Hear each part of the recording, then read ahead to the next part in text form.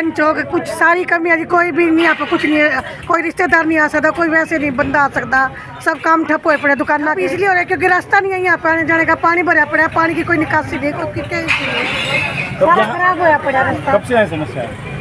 ये तो 2 साल से यही समस्या है। कुछ भी देखते हो अपना वार्ड में तो कुछ भी नहीं काम कर रहा है, सब कुछ नहीं पड़ा, सारा काम आके भी नहीं देखते हो तो क्या कुछ का देखो क्या समस्या हो रही है। बच्चे स्कूल नहीं जा पाते हैं, हम निकल नहीं पाते हैं, पीने का पानी नहीं साफ आता है, कितनी प्रॉब्लम हो रही है, बताओ क्या करें। बताओ जैन चौक है 26 वार्ड है, पता नहीं कल आज सुबह भी गए यहाँ को, रुके भी नहीं है, आवाजें भी लगाई, वो तो गाड़ियों में घूमते हैं, हम जैसे परेशान हो रहे हैं, कितनी समस्याएं हो रही है। मेरा घर है, ठीक है, अब ये बता दो कोई मुझे यहाँ से निकलूंगी तो मैं क्या करूंगी, कैसे रहूंगी यहाँ पे, बता दो। 3-4 महीने से मैं घर छोड़ के गई हुई हूँ यहाँ से, इसी वजह से, सिर्फ और सिर्फ इसी वजह से, क्योंकि मेरी माँ भी बूढ़ी है, बेटी भी मेरी छोटी सी है, तो कैसे निकलेगी बाहर वो, बताओ। कोई भी मुझे ये बता दो भी बाहर निकलेगी। स्कूटी है, मैं स्कूटी किसी और के घर खड़ी कर रही हूँ 1 साल से, जब से खुला हुआ, जब भी बारिश आती है, बारिश में तो बुरा हाल है ही है, वैसे भी इतना सीवरेज में पानी निकलता रहता है दुनिया भर का, कैसे कोई रहेगा यहाँ पे, बताओ।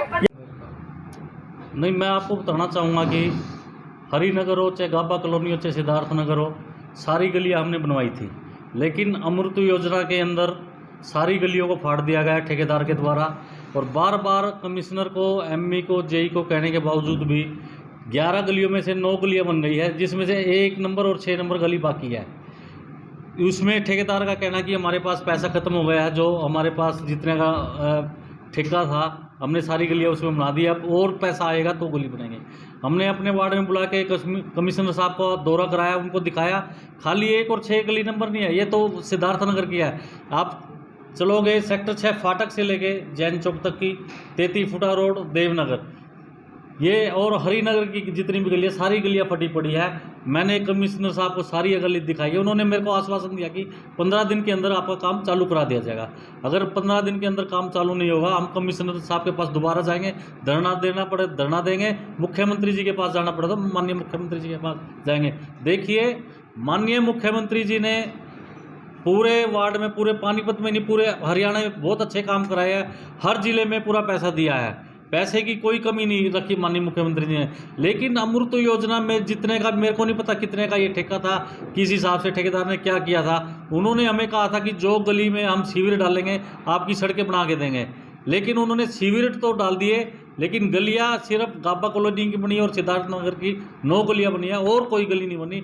मैं तो कमिश्नर साहब से भी और अधिकारियों से कहता हूं कि वार्ड में आकर के चेक करे और देखे कि बस किस बेस पे उसने ठेका लिया था और क्यों वो गली नहीं बना रहा है। देखिए, प्लाइन की तो बात ये है, आपने देखा हो पूरे पानीपत ग्रामीण में कहीं भी देखिए, लोगों के घर 6-6 फुट गहरे भी चले गए, क्योंकि पहले वो खड्डे में थी कॉलोनियाँ, जिसमें पानी 4-4, 5-5 फुट पानी भर जाता था, बरसात आती थी या सीवरेज नहीं थी।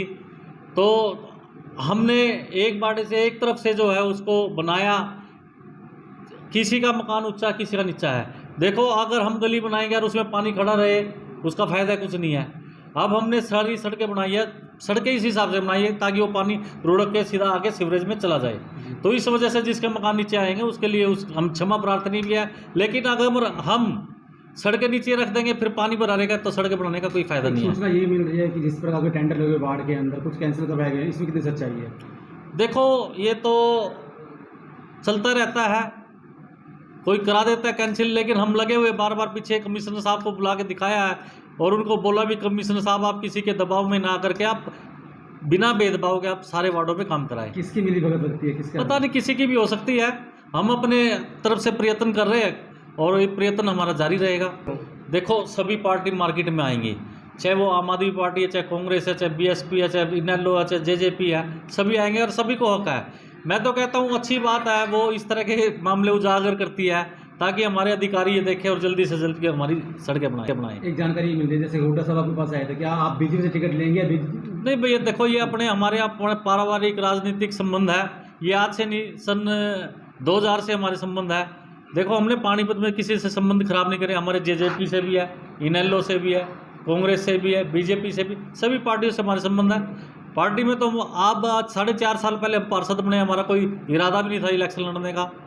तो हमारे तो बड़े भाई है कृष्ण पवार जी, हम तो उनके साथ इलेक्शन में उनका साथ देते थे और उनका इलेक्शन हम लड़ते थे। टिकट लेंगे आप क्या? बिल्कुल टिकट लेके आएंगे बीजेपी से? जी जी जी। ठीक, थैंक यू।